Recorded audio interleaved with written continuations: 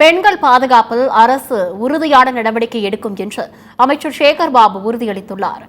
சென்னை அயனாவரத்தில் உள்ள கோயிலில் ஆய்வு மேற்கொண்டிருந்த இந்து சமய அறநிலையத்துறை அமைச்சர் சேகர் பாபு பெரம்பூரில் 18.7 கோடி ரூபாய் மதிப்பீட்டில் கட்டப்பட உள்ள புதிய சமுதாய நலக்கூடம் 2.75 கோடி மதிப்பீட்டில் அமைக்கப்பட உள்ள மழைநீர் கால்வாய் பணி ஆகியவற்றிற்கு அடிக்கல் நாட்டினார். அதைத் தொடர்ந்து செய்தியாளர்களை சந்தித்த அவர் பெண்கள் பாதுகாப்பில் தமிழ்நாடு அரசு உறுதியான நடவடிக்கை எடுக்கும் என்று கூறினார்.